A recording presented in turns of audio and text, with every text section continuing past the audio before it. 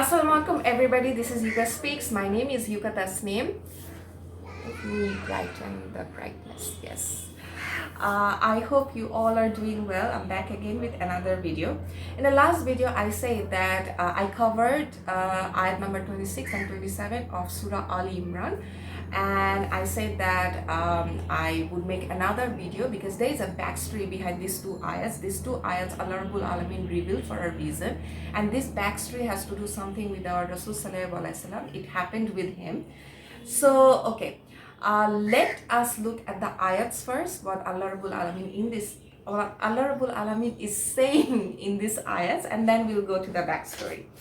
Okay, so ayat number 26, Allah Rabbul Alamin is saying, "Say, O Prophet, O Allah, Lord over all authorities, you give authority to whoever you please and remove it from whoever you please.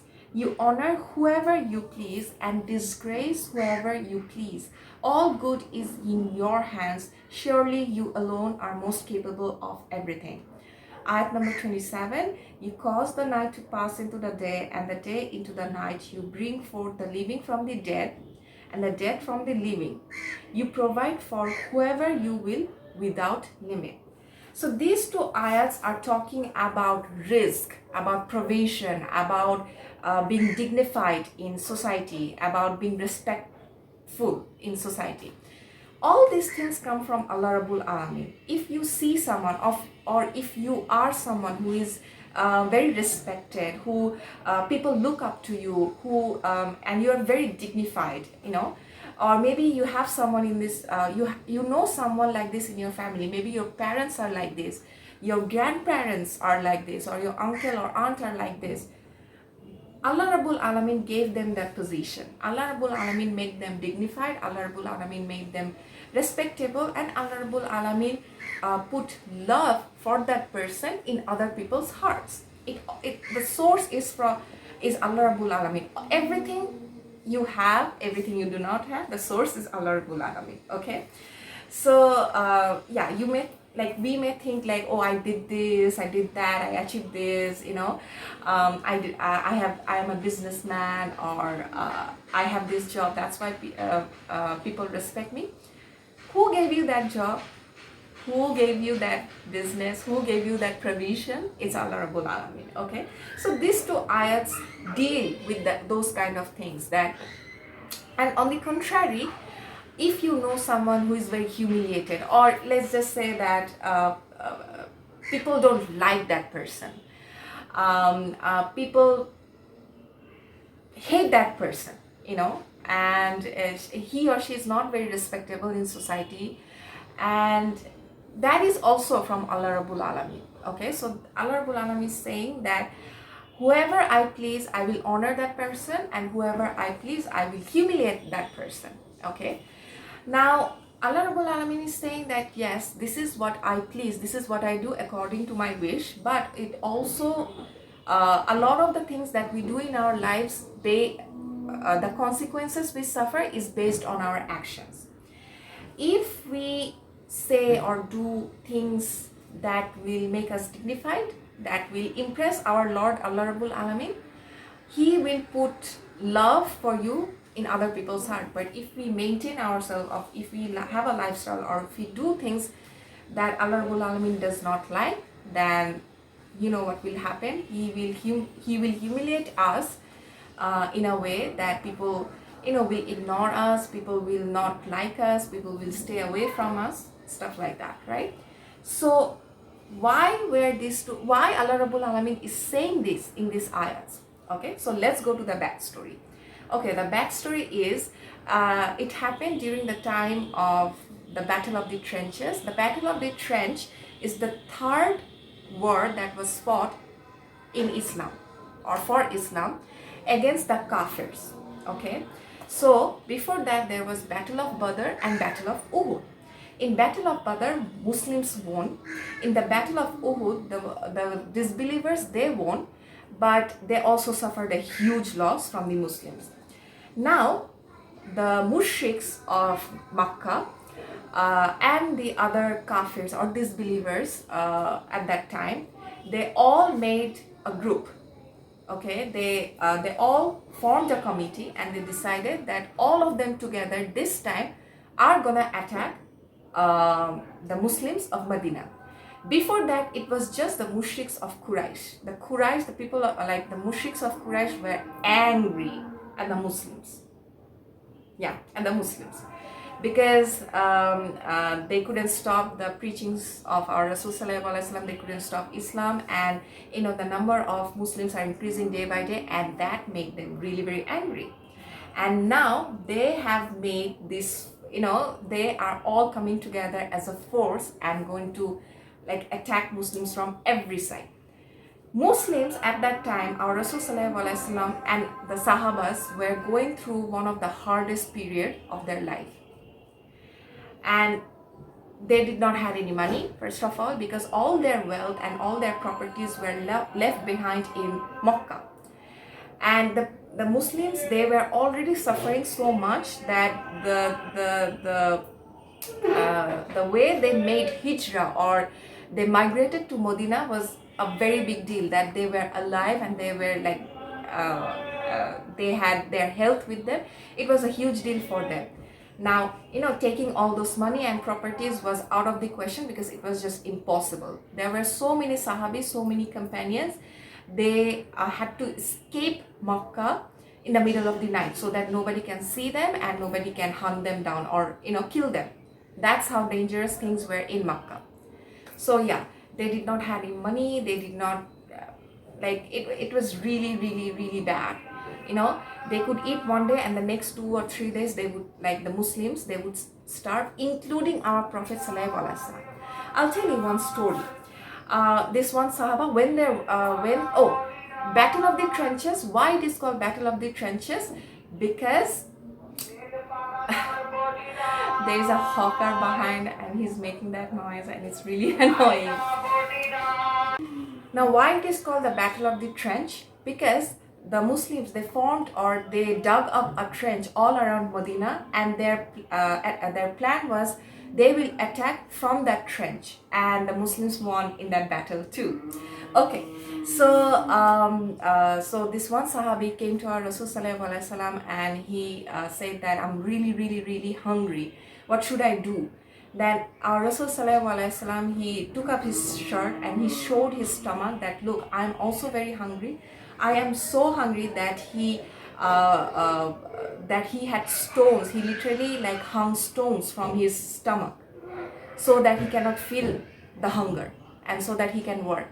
That is how bad it was. Like it's also described that the stomach and his, like our Rasul Sallallahu Alaihi Wasallam's back was like this, like he became so thin due to malnourishment and due to not eating or not having enough food, that he lost tremendous amount of weight.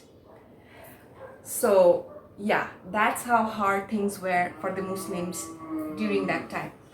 So when they were digging up the trench, the Sahabas, they came across this big rock, and it kind of stopped them from going further. So our Rasul Sallallahu Alaihi Wasallam was informed that there is a problem. He came and he saw the rock. So he took Allah Rabbul Alamin's name and he hit the rock 3 times. So since it was a rock, when the rock broke, there were like this, I forgot the word, sparks. There were sparks that came out of that rock, and these sparks kind of created this this light or this illumination. Now, a miracle happened during that time. Allah Rabbul Alamin showed our Rasul Sallallahu Alaihi Wasallam 3 images in that illumination. When our Rasul Sallallahu Alaihi Wasallam hit the rock for the first time, he saw a palace of Rome that is situated in Rome. Second time, he saw a palace in Iran or Persia, which was called at that time. The third time, he saw an image of a palace in Yemen. Now, these 3 were kingdoms, and they were mighty and powerful kingdoms. Something like today's Russia, China, and USA. They were very powerful, and they were At that time, they ruled the world. So when he saw these three images, he became really very happy, and he informed the Sahabas that Allah Rabbul Alamin showed me that my ummah, the Muslims of the future, are going to win these three kingdoms. Rome is going to come under Muslim rule, Iran is going to come under the Muslim rule, and Yemen is going to come under the Muslim rule. And it was a huge sign of hope, because their situation was so dire, it was very easy to lose hope. So Allah Rabbul Alamin, through this miracle, through this what the future is going to be for Islam and Muslim, he gave the Sahabas and Rasul Sallallahu Alaihi Wasallam hope, like, go on working, I'm with you. Allah Rabbul Alamin's way of saying that. So yeah, it made them really very happy. But when the mushriks and the disbelievers got to know this, hear this news that the Muslims are going to apparently win the biggest three kingdoms of their time, they started to laugh. They started to laugh like, what? These people, they cannot afford to eat regular basis. They are digging trenches day and night in the fear that they may lose their lives in the war, and they are going to win these three big kingdoms. Are you kidding me? And they laughed and laughed and laughed at our Rasul Sallallahu Alaihi Wasallam. To their reply, Allah Rabbul Alamin revealed these two ayats, and these two ayats contain huge learning points for us today in this society, in this time. And I'll tell you what. Through these ayats, Allah Rabbul Alamin is telling them and also telling us, how do you know that you are going to retain all your wealth in the future? How do you know you are going to retain all the respect that people give you, all the love that people give you in the future? How do you know that? You don't know the future. You do not know if you're gonna die rich or poor. Today maybe you're rich, today maybe you're powerful, but what about the future? How do you know that you're gonna retain all that power? Because Allah Rabbul Alamin is the source of all power, of all dignity, of all respect, money, wealth, and everything. If Allah Rabbul Alamin decides to take that away from you and me, and also the mushriks and the disbelievers, what will they do? What are they gonna do? Allah Rabbul Alamin is telling that through ayat number 26, and in ayat number 27, the last sentence, Allah Rabbul Alamin gives provision to whoever He pleases without any limit. If Allah Rabbul Alamin decides to give provision to the Muslims and all the power and all the respect and dignity in the world, what can the mushriks and the kafirs can do about that? They cannot. They cannot even win a war against the Muslims, because many wars were fought when our Rasul Sallallahu Alaihi Wasallam were alive, and most of them the Muslims won. In most of them the Muslims won. And who gave them that win? Allah Rabbul Alamin. So we have a lot of things to learn. First of all, in today's era and in today's time, when we see certain people, rich kids maintaining certain kind of lifestyle, we see their pictures on Instagram, they're going to vacation, exotic vacations, they're spending so much money while shopping, while go to restaurants, and it really impresses us.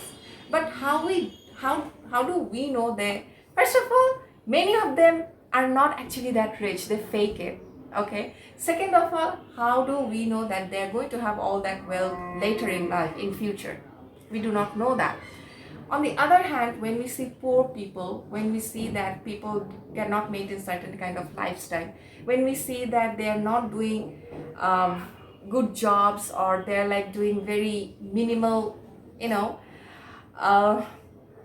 not so worthy jobs and everything, we kind of look down on this kind of people. Now again, the same rule applies. How do we know that they're not going to get better in future? And most importantly, how do we know that one day they might even look down upon us? Because again, Allah Rabbul Alamin dignifies whoever He pleases and humiliates whoever He pleases. This is something we really need to be careful, because this is seen everywhere, that just because we can maintain certain kind of lifestyle, we look down upon other people who cannot. And that is so silly and so stupid. I mean, the mushriks and the kafirs that time, they were actually quite powerful. They were very rich. That's why they could afford to go to war against Muslims so many times. Because if you do not have money, how are you gonna attack? How are you gonna, declare war? You need money, you need wealth, you need power for that. And the mushriks at that time had that, and they lost so many times. So many of their people, their sons, their fathers lost their lives because they just didn't like Muslims. And the Muslims here like, look, we just want to live our lives, we just want to be peaceful. If you accept our message, that's fine. If you don't, go and live your life, go and do your religion thingy, let us do ours, we are peaceful. And the mushriks and the kafirs were like, no, we do not like you, you cannot practice your religion, we do not like you pray and you fast and you have to give zakat and everything, so yes, we are gonna attack you. So stupid. And they lost. So yeah, don't look down upon other people, because then Allah Rabbul Alamin will look down upon you, and he's gonna humiliate you. And if you know how to honor people, even the rich and the poor, Allah Rabbul Alamin likes that. Allah Rabbul Alamin will like you, so He will dignify you even more. He will put love for you in other people's heart. People will start to respect you because how you treat other people. And that is a huge thing that you get to learn from Quran. Etiquette. These two ayats actually is teaching us etiquette. Look, do not be too impressed by the rich people. Yes, it's good, they have a lot of wealth, but that's okay. But do not look down upon other people, because one day people may look down upon you. Etiquette. And there are so many etiquettes and so many manners Allah Rabbul Alamin actually is teaching the Muslims through Quran, that we get to learn. And knowledge is great, having knowledge is fine, but before knowledge comes etiquette. This is something our Sahabas, even the prophets, had to master. How to be respectful towards other people, not just people, even animals, even nature, even how to be respectful towards your neighbors, towards children, towards the elders. This is something they had to master first. Knowledge was secondary. Knowledge came later on. So yeah, this is something I wanted to share, my take on these two ayahs. I hope you find it educating. I hope you find it helpful. I hope you share it with other people, because then it helps to grow my channel, it helps to boost my videos and everything. So please let me know and comment what you think about this in the comment section. I'll see you in the next video. Assalamu alaikum.